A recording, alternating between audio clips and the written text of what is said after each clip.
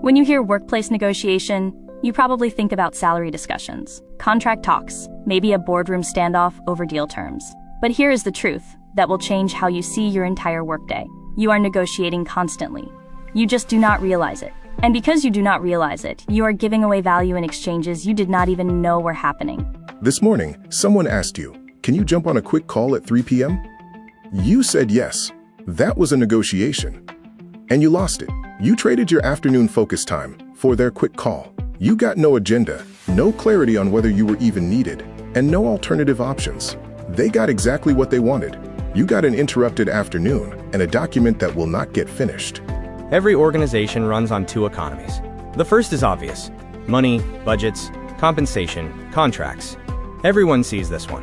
The second is invisible but just as valuable: time, attention, energy, priority, and credibility. This invisible economy is where most workplace negotiations actually happen.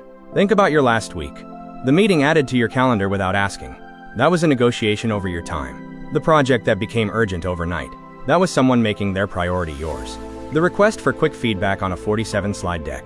You traded your judgment and attention for their convenience. Every single one of these moments had terms that could have been discussed. You just did not negotiate. Here is an insight that should haunt you.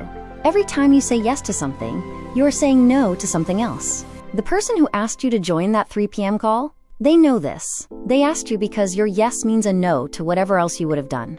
But here's what most people miss. When you say yes without negotiating the terms, you are accepting their valuation of your time. The people who succeed at workplace negotiations are not the ones who say no to everything. They are the ones who understand that yes is valuable, and they make sure they get value back. There are 3 invisible negotiations happening around you right now. First, the priority negotiation. Someone tells you their project is critical. Did you ask, critical to whom? Critical compared to what? Priority is not a fact. It is a claim, and claims can be negotiated. Second, the scope negotiation. Can you just add one more thing to the presentation? The word just is a negotiation tactic. It minimizes the ask so that rejection seems unreasonable. Just is how people smuggle scope changes past your defenses. Third, the accountability negotiation. Let us circle back on this. I will get you that information soon. Notice what is missing? Commitment, clarity, consequence. Vague commitments are how people avoid negotiating real accountability. You are probably thinking, I cannot negotiate everything.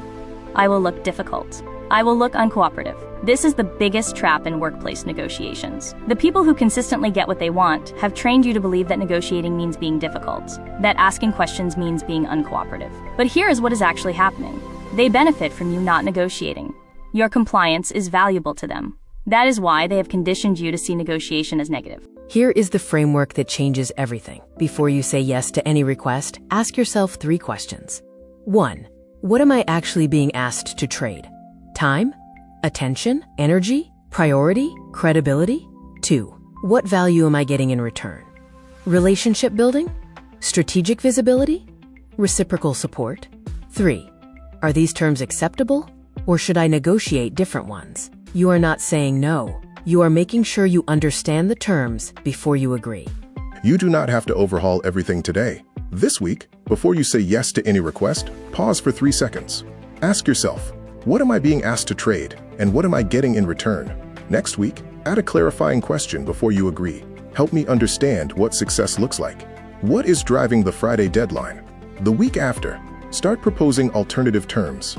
I can do Friday if we remove the detailed analysis, or I can do Monday with the full analysis. Which serves your goals better?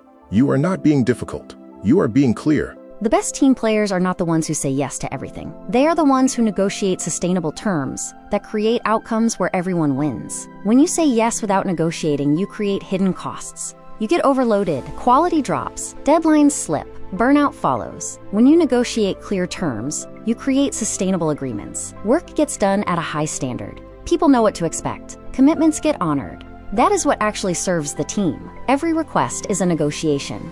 Every yes is a trade. Every unclear commitment is a term waiting to be clarified. The question is, are you going to keep losing negotiations you do not see?